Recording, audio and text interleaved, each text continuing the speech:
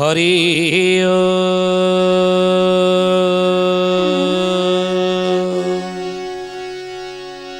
ओम भूर्भुवः स्वः तत्सवितुर्वरेण्यं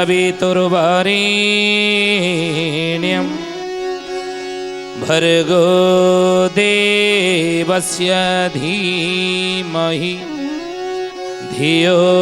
यो नः प्रचोदयात्।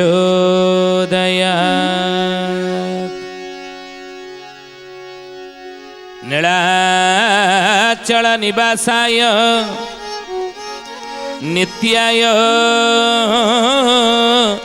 परमात्मने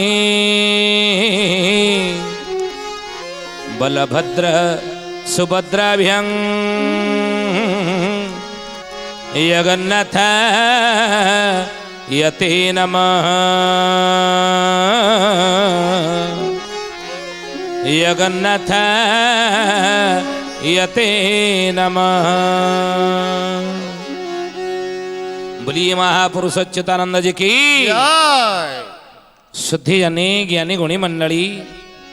आज अध्यायर आलोचना को आपण मानक स्वागत जनाऊँ। आज मालिका वचनर आलोचन आम आलोचना करने जाऊँगी। शिशु अनंत महापुरुष कलिजुग मालिकारे जहाँ जहाँ उल्लेख करते क्यों अंकरे कौन कौन घटव से विषय आम आलोचना कले। कौ कौ मसीह कौ समय संसार रे कौन परिस्थिति देखा देव क्यों जगार कौन हम से कथा आम आलोचना कले। विगत अध्याय आज अध्याय आम आलोचना करवा जे मालिका शास्त्र रे जो शिशु अनंत कलिजुग मालिकार आलोचना करते जे भैरव डाक से डाक जाजपुर को शुभ देवी बिरजाई आस्थान छाड़ी ये देवी बिरजाई संपर्क बा जाजपुर क्षेत्र उपरे मालिका वर्णित क्षेत्र जाजपुर जिला। तेणु जाजपुर उपरे मालिका शास्त्र रे कौन लिखा अछि मालिका प्रमाणित कौन कौन स्थान रही मालिका वर्णित स्थान से जाजपुर कौन रही से विषय महापुरुष शिशु अनंत अच्युतानंद बा पंचसखा माने कौन कही कहीं से स्थान को एते महत्व से देइचंती से विषय आज आम आलोचना करवा। मालिका वर्णित स्थान गुड़िक कौन सेटा रही भगवान कहउचनी गरुड़ को बोले सुन हे गरुड़ दृढ़ करी मान मोहरा विभूति तोते मोहरा विभूति तोते हे सुजाने मोहरा विभूति तोते। पाद जाजपुर क्षेत्र जाए मोही कहिबी महिमा तोते सोना सुजाने गुणी बेला काल आसी लाड़ी हे सुन सुजाने गुणी। भगवान कहन हे गरुड़ तू दृढ़ करके चित्त शुणी ने मु तते कहूची कौन कौ कथा मु तते कहूची ना पाद ठारू क्षेत्र जाए मु कहिबी सबु महिमा भकत। हे गरुड़ मोर विभूति की तू तते मु कहूची तू शुणी ने पाद ठारू क्षेत्र पर्यंत मु कहिबी। क्षेत्र कहिले कौ क्षेत्र ना नीलाचल क्षेत्र ये जाजपुर नीलाचल क्षेत्र पर्यंत मु तते कहिबी शुणी ने कौन कौन मालिकार महापुरुष लिखिछन ये क्षेत्र से क्षेत्र जाए। पाद जाजपुर हेले मस्तक होची सी क्षेत्र ताले कौन कहिले ना दशासनी घाट बैतरणी तट बरेहनाथंक स्थान बरेहनाथंक स्थान हे सुजाने बरेहनाथंक स्थान।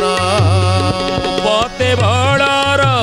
हिचंती सेठारे शुण विनतानंदन सोना सुजाने गुणी बेला काल आसी लाड़ी हे सुन सुजाने गुणी। बोले सेठारे कौन रही ना से पाद जाजपुर को पाद कहती नाभि गया ये सुधियानी ज्ञानी गुणी मंडली। तेणु सी हूँ दशासनी घाट बैतरणी तट बरेहनाथ स्थान सेठारे कौन अच्छी जाजपुर ନା ଯୋଉଠି ବୈତରଣୀ ନଦୀ ତଟ, ବୈତରଣୀ ନଦୀ ତଟରେ ଯାଜପୁର ଦେଇ ବହି ଯାଇଛନ୍ତି ବୈତରଣୀ ନଦୀ, ଯେମିତି ନେମାଳ ବଟ ଦେଇକି ବହି ଯାଇଛନ୍ତି ଚିତ୍ରପଳା ନଦୀ,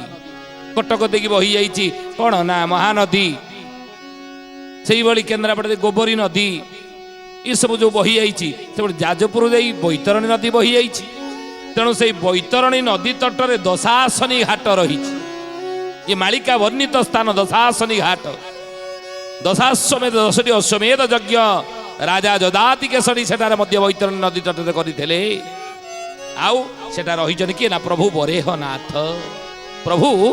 ବରେହନାଥଙ୍କର ସେଠାରେ ସ୍ଥାନ, ମାଳିକା ବର୍ଣ୍ଣିତ ସ୍ଥାନ ସିଏ। ପ୍ରଭୁଙ୍କର ଲୀଳା ଆଗକୁ ସେଠାରେ କିଛି ଅଛି ବାକି ହବ। ପ୍ରଭୁ କଳ୍କି ଅବତାର ଯେଉଁ ହେବେ ଜଗନ୍ନାଥ ମହାପ୍ରଭୁ ହେଇଛନ୍ତି ମାନବ ରୂପରେ, ସେ ସ୍ଥାନରେ ମଧ୍ୟ ତାଙ୍କର ପାଦ ପଡ଼ିବ କୋଉଠି ନା ବରେହନାଥଙ୍କ ନିକଟରେ, ଏବଂ ଦୁହେଁ ଭେଟା ଭେଟି ହେବେ। ଏ କଥା ମାଳିକାରେ ମହାପୁରୁଷ ଲେଖିଛନ୍ତି। ଆଉ କୋଟି କୋଟି ସାଧୁ ଜହିଁରେ ଅଛନ୍ତି, ବୈକୁଣ୍ଠକୁ ବାଟ ତହିଁ, ବୈକୁଣ୍ଠକୁ ବାଟ ତହିଁ ହେ ସୁଜନେ, ବୈକୁଣ୍ଠକୁ ବାଟ ତହିଁ। ସ୍ୱର୍ଗରୁ ଯେ ବ୍ରହ୍ମା ଆସି ଯଜ୍ଞ କଲେ, ସେହିଠାରେ ଗୋପ୍ୟ ହୋଇ ଶୁଣ ସୁଜନେ ଗୁଣୀ ବେଳ କାଳ ଆସିଲାଣି ହେ ଶୁଣ ସୁଜନେ ଗୁଣୀ। କ'ଣ କହିଲେ ମହାପୁରୁଷ ନା କହୁଛନ୍ତି କୋଟି କୋଟି ସାଧୁ ଜହିଁରେ ଅଛନ୍ତି, ବୈକୁଣ୍ଠକୁ ବାଟ ତହିଁ। କୋଉଠି ନା ସେଇ ବରେହନାଥଙ୍କ ନିକଟରେ, ସେଇ ଦଶାସନୀ ଘାଟ ନିକଟରେ। ଏଇଠି ଗୋଟେ ସ୍ୱର୍ଗକୁ ବାଟ ଅଛି ମାଳିକାରେ ଲେଖାଯାଇଛି। ହୁଏତ ସାଧାରଣରେ ଲୋକ ଆକୁ ଜାଣିନଥିବେ, ଅଳ୍ପ ବହୁତ କି ଜାଣିଥିବେ, କିନ୍ତୁ ସାଧାରଣ ଲୋକମାନଙ୍କୁ ଇଏ ଅଜ୍ଞାତ ଗୁପ୍ତ ଏ ରହିଛି। କ'ଣ ନା ଗୋଟେ ସ୍ୱର୍ଗକୁ ବାଟ ରହିଛି ବୋଲି ମହାପୁରୁଷ ଅଚ୍ୟୁତାନନ୍ଦ ଜୀ କି। ଯେମିତିକି ଆମେ ଅତୀତରେ ଆଲୋଚନା କରିଛେ ଓଳାଶୁଣୀ ଓଳକଣା, ଏ କଥା ଆଲୋଚନା ଆମେ କରିନି। ଓଳାଶୁଣୀ ପାହାଡ଼ରେ ଯେଉଁଠି ସନ୍ଥ ଅର୍କିତ ଦାସଙ୍କର ସାଧନା ପୀଠ, ସନ୍ଥ ଅର୍କିତ ଦାସ ଯେଉଁ ଗୁପ୍ତ ଗୁମ୍ଫା ରହିଛି, ସେ ଗୁମ୍ଫାରେ ବର୍ତ୍ତମାନ ସେ ଗୁମ୍ଫାଟା ତାଲା ପଡ଼ିଛି, ଗୋଟେ ବଡ଼ ଝଞ୍ଜିର ଲାଗିଛି, ସେଟା ତାଲା ପଡ଼ିଛି, ସେ ଗୁମ୍ଫାର ଦ୍ୱାର ବନ୍ଦ ଅଛି। ଏବଂ ସେ ଓଳାଶୁଣୀ ପାହାଡ଼ ଆପଣ ଯିବେ, ସେଠାରେ ମଧ୍ୟ ରହିଛି ଅର୍କିତ ଦାସ ଯେଉଁ ପଥର ଖଟରେ ଶୋଉଥିଲେ। ଅର୍କିତ ଦାସ ପଥର ଖଟରେ ଶୋଉଥିଲେ, ସେ ପଥର ଖଟ ଅଦ୍ୟାବଧି ଅଛି। ଏବଂ ସେଇ ଓଳାଶୁଣୀ ପାହାଡ଼ରେ ଯେଉଁ ରହିଛି ସ୍ୱର୍ଗକୁ ବାଟ, ପାତାଳକୁ ବାଟ, ଏବଂ ଆହୁରି ମଧ୍ୟ ଓଳକଣା, ଓଳାଶୁଣୀରୁ ଓଳକଣା, ସେଠାରେ ମଧ୍ୟ ଗୁପ୍ତରେ ବାଟ ରହିଛି। ଓଳାଶୁଣୀ ପାହାଡ଼ ଠାରୁ ପ୍ରାୟ ଓଳକଣାଟି ହେଉଛି କେତେ ବାଟ ନା ଅତି କମରେ 7-8 କିଲୋମିଟର କି ବେଶୀ ହେବ। କିନ୍ତୁ ସେଇଠି ମହାପୁରୁଷ କହୁଛନ୍ତି ସେ ଭିତରେ ଗୁମ୍ଫା ଯେଉଁ ଅଛି, ସେ ବାଟ ସେଠିକି ପଡ଼ିଛି। ଧ୍ୟାନ ଦେବେ କଥା ଉପରେ, ମାଳିକା କେତେ ବିଚିତ୍ର କଥା। ବୋଲେ ସ୍ୱର୍ଗରୁ ଯେତେବେଳେ ବ୍ରହ୍ମା ଆସିକି ଯଜ୍ଞ କରିଥିଲା ନା, ଆଉ ଯଜ୍ଞ କରି ଗୋଟେ ଶୁଭ ସ୍ତମ୍ଭ ତାର ପ୍ରତୀକ ରୂପରେ ଏଠାରେ ବର୍ତ୍ତମାନ ସେଠାରେ ଗୋଟେ ଶୁଭ ସ୍ତମ୍ଭ ପୋତା ଯାଇଛି। ମାଳିକାରେ ଲେଖା ଅଛି, 13 ଜନ୍ମ ଶରଣରେ ମହାପୁରୁଷ ଲେଖିଛନ୍ତି, ଏବଂ ଶିବକଳ୍ପରେ ମଧ୍ୟ ଲେଖା ଅଛି, ଯାହାକି ଆହୁରି କଳି ଆଗତ ଭବିଷ୍ୟାନ୍ତ ମାଳିକାରେ ମଧ୍ୟ ଲେଖା ଅଛି। ଶ୍ରୀ ଶୁଭସ୍ତମ୍ଭ ଫାଟିଯିବ ପକ୍ଷୀ ତହିଁରୁ ରୁଧିର ବହି, ବୈତରଣୀ ନଦୀ ଅଧୁଆଣି ହେବ ତୋତେ ଗଲୁ ଆମେ କହି। ସେ ଶୁଭସ୍ତମ୍ଭଟି ଦିନେ ଫାଟିବ, ଇଏ ଅତୀତରେ ଫାଟିଛି, ଗୋଟେ ଗାଡ଼ି ନେଇକି ଜଣେ ବାଡ଼େଇ ଦେଲା, ସେ ଶୁଭସ୍ତମ୍ଭଟି ଫାଟିଗଲା ଏବଂ ଫାଟିକି ତା ଦେହରୁ ଝରଝର ହେଇକି ରକ୍ତ ମଧ୍ୟ ବହିଯାଇଛି। ଅତୀତରେ ଏ ଘଟଣା ଘଟିଛି। ଯେଉଁ ଶୁଭସ୍ତମ୍ଭଟି ଅଛି ଯାଜପୁରରେ ବିରଜାଙ୍କ ପାଖାପାଖି, ବିରଜାଙ୍କ ଠାରୁ କିଛି ଦୂରରେ ଅଛି ସେ ଶୁଭସ୍ତମ୍ଭ। ତେଣୁ ମହାପୁରୁଷ କହୁଛନ୍ତି ବାବୁରେ ସେଇ ଶୁଭସ୍ତମ୍ଭଟି ବ୍ରହ୍ମା ଯଜ୍ଞ କରିବାର ପ୍ରତୀକ ରୂପରେ ସେଟା ପୋତା ଯାଇଛି। ଯେହେତୁ ଏଇଠାରେ ବ୍ରହ୍ମା ଯଜ୍ଞ କରିଥିଲେ, ଏ ଭୂମି ଉପରେ ବ୍ରହ୍ମା ଯଜ୍ଞ କରିଥିଲେ ଏବଂ ଯଜ୍ଞ କରିଥିଲେ, ସେ ଯଜ୍ଞ କରିସାରିଲା ପରେ ବ୍ରହ୍ମା ଯେଉଁ ଜାଗାରେ ଗୋପ୍ୟ ହେଇଗଲେ, ଯେଉଁଠି ଗୋପ୍ୟ ହେଇଗଲେ ଅର୍ଥାତ୍ କ'ଣ ବ୍ରହ୍ମା ଉଭେଇ ଗଲେ ସେଇଠି କୋଉ ବାଟ ଦେଇକି ନା ମହାପୁରୁଷ କହୁଛନ୍ତି ସ୍ୱର୍ଗରୁ ଯେ ବ୍ରହ୍ମା ଆସି ଯାଗ କଲେ ସେଇଠାରେ ଗୋପ୍ୟ ହୋଇ, ସେଇ ଯେଉଁ ସ୍ୱର୍ଗକୁ ବାଟଟା ଅଛି ସେଇଠାରେ ବ୍ରହ୍ମା ଗୋପ୍ୟ ହେଇଗଲେ ବୋଲି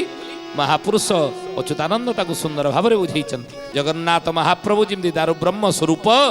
ଯାଜପୁର ନିବାସିନୀ ଦେବୀ ବିରଜା ହେଉଛନ୍ତି ଦାରୁ ବ୍ରହ୍ମ ସ୍ୱରୂପିଣୀ। ତ ସେଇଥିପାଇଁ ମହାପୁରୁଷ ଆହୁରି ଲେଖିଛନ୍ତି କ'ଣ ବୋଲେ, ଶୁଣ ହେ ଗରୁଡ଼ ବିନତାନନ୍ଦନ ତୁ ଯେଣୁ ଭକତ ମୋର ତୁ ଯେଣୁ ଭକତ मोरा हे सुजाने तुझेणु भकत मोरा ତେଣୁ ହୋ ଆଗତ ଫିଟାଇ କହୁଛି ମାୟା ନାହିଁ ତି ମୋର सोना सुजाने गुणी बेड़ा काड़ा आसी लाणी हे सोना सुजाने गुणी भगवान कहते कृष्ण हे विनतानंदन हे गरुड़ जेणु तू मोर भक्त मु ते कहीं कहूँ जदि ये स्थान हूँ गुप्त ये स्थान जदि हूँ गुप्त मु ते कहीं फिटाई कहूँ ना जेहेतु तू मोर भक्त मालिकार गुप्त कथा गुड़ी को आम आलोचना पर्यालोचना करार उद्देश्य कौन ना भक्त मान ये कह कहीं भक्त मैंने ये कथा को विश्वास करेंगे मालिका प्रेमी मैंने कथा उपर विश्वास करेंगे तेणु से मालिका शास्त्र केवल से मानक ये जो गुप्त स्थान गुड़ी आम आलोचना करुचे मालिका वर्णित स्थान तेणु हो आगत फिटाई कहूँ माया नाही टी मोर मु माया किसी करूना जेहेतु मम माया दूरत्वया मायार मुझे प्रतीक तेणु मु ते माया तो पाखे किसी करूनी मु फिटेकी ते कहीदे कौन ना देवी वीर जे विजे करी जगत जाननी से ही जगत जाननी से ही है सुजाने जगत जननी से ही जोगनी संगे घेनी घाट जगी छंती पशिन पारई के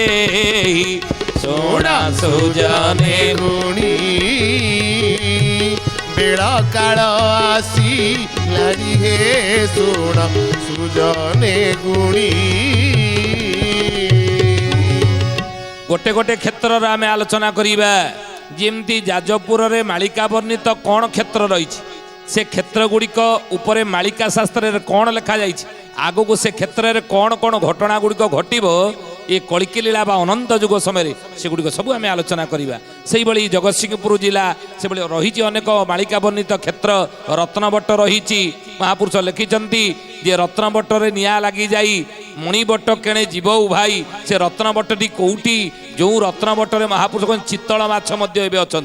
मालिकार जो हरिदास महापुरुष लिखिले जे चित्तल माछर कंटाल बौड़ बौड़ा कुंभीर हाड़ बिरजा मंडले कबाट हो आसिलाणी से बेल तेणु से चित्तल माछटी सेठी रही पूर्व दिगे माछ चित्तल रही से दिन दर्शन सारला जुग सारला दर्शन करिब कौ किए ना से चित्तल माछ अच्छी कौटी ना से रत्न बट्ट निकटरे द्वादश बट्ट जो 12टी बट्ट रही संसार रे मालिका वर्णित द्वादश बट्ट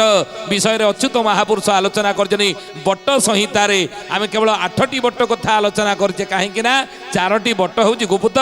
4टी बट्ट गुप्त 8टी बट्ट आमे आलोचना करिछे 4टी बट्ट भितर से रत्न बट्ट ये रत्न बट्ट निकट रहिछन किए ना से रत्न बट्ट पाखे रहिछि आपण देखुथिबे सोशल मीडिया रत्न बट्ट देखौतला शंख गुडी को जोडी चालुचंती जीवंत शंख महापुरुष कहले बाबू रे से रत्न बट्टे चित्तल माछ मध्य अछंती से दिन आसीब जोग सारला दर्शन करी से चित्तल माछ जेतबळे कोन ना सेठारे आमर जगतसिंहपुर जिलार देवी नदी जेतबळे भांगिबो दलई घाई भांगिबो से पानी पशिबो सेतबळे चित्तल माछ सारला दर्शन करी आसी पहुँचब कौटी ना जाजपुर रे ये कथा मालिका रे लिखा जाइछि बोलिए महापुरुष अच्युतानंद जी की ज्ञानी गुणी मंडली शुद्धि जाने महापुरुष कहते जोगिनी गण संगे घेनी घाट जगी जाजपुर कथा आलोचना करछे जगतसिंहपुर से बड़ी स्थान मध्य रही मालिका वर्णित स्थान केन्द्रापड़ा जो सिद्ध बलदेव जो तुलसी क्षेत्र अछंती सेठी मध्य मालिका वर्णित अनेक स्थान रही से क्षेत्र विषय मालिकार कौन कहते पंचसखा माने कौन कौन आगू से सब घटवा आलोचना करवा श्रीक्षेत्र पुरी क्षेत्र सेठारे कौन कौन रही आमर ब्रह्मगिरी अलारनाथ एवं से भीमेश्वर रही अर्जुनेश्वर रही द्रौपदी सेठारे रही सुधियाने द्रौपदी रही स्थान कौटी अच्छा से द्रौपदी ये कथा मध्य मालिकार लेखा अच्छी आगू आम आलोचना करवा क्षेत्र आलोचना ଏଭଳି ଅନେକ କ୍ଷେତ୍ର ରହିଛି। ଢେଙ୍କାନାଳରେ କ'ଣ କ'ଣ ସ୍ଥାନ ରହିଛି ମାଳିକା ବର୍ଣ୍ଣିତ ସ୍ଥାନ, ଆଗକୁ କ'ଣ କ'ଣ ସେଠାରେ ଘଟିବ ଆମେ ଆଲୋଚନା ଆଗକୁ କରିବା। ତେଣୁ ଆମେ ଆଲୋଚନା କରୁଛେ ଆଜି ଯାଜପୁର କଥା। ମହାପୁରୁଷ କହୁଛନ୍ତି ଦେବୀ ବିରଜା ଯେ ବିଜେ କରିଛନ୍ତି ଜଗତ ଜନନୀ ସେହି ଯୋଗ୍ନି ସଙ୍ଗେ ଘେନି ଘାଟ ଜଗିଛନ୍ତି ପଶି ନ ପାରନ୍ତି କେହି। କାରଣ ଦେବୀ ବିରଜା ଘାଟ ଜଗିଛନ୍ତି ଘାଟ, କେହି ପଶି ପାରିବେ ନାହିଁ ସହଜେ। କାରଣ ଏ ଶୋଷାଗରା ମହି ପ୍ରଳୟ ଜଳରେ ବୁଡ଼ିଗଲେ ସୁଦ୍ଧା ଯାଜପୁର ଭୂମିକି ଦେବୀ ବିରଜା ଜଗିଛନ୍ତି, ଯାହାକୁ ମାଳିକାରେ ଲେଖାଯାଇଛି ଯେ ନାଭି ଗୟା ନାମେ ଯିଏ ଜଗତେ ବିଖ୍ୟାତ ଅକ୍ଷୟ ମଣ୍ଡଳ ସେହି ବିରଜା ତା ନାମ। ଅକ୍ଷୟ ମଣ୍ଡଳ ବୈତରଣୀ ନଦୀ ପାଣି ଉଛୁଳିକି ବିରଜା ମଣ୍ଡଳ ବୁଡ଼େଇବ, କିନ୍ତୁ ଯାଜପୁର ଜିଲ୍ଲାର ମହାପୁରୁଷ କହୁଛନ୍ତି ଅକ୍ଷୟ ମଣ୍ଡଳ ସମ୍ପୂର୍ଣ୍ଣ ବିଲୀନ ହେବ ନାହିଁ, କ୍ଷୟକ୍ଷତି ହେବ ନାହିଁ। ଏ କଥା ମହାପୁରୁଷ ଲେଖିଛନ୍ତି ମାଳିକାରେ। ପୁଣି କହିଲେ ଯେ ଯାଉଳି ବନ୍ଧ ସେ ଯାକୁ କହିଥାଇ ଯାଉଳି କବାଟ ରହି जाऊली कबाट रही हे सुजने जाऊली कबाट रही षड़ चक्र भेदी 50 अक्षर आदि माता छंती रही सोना सुजने गुणी बेला काल आसी लाड़ी हे सुण सुजने गुणी जाऊड़ी बंध जहाँ को कही थाई जाऊड़ी कबाट तई ए शरीर भीतर पिंड ब्रह्मांड एकमत जानती सुज्ञानी पंडित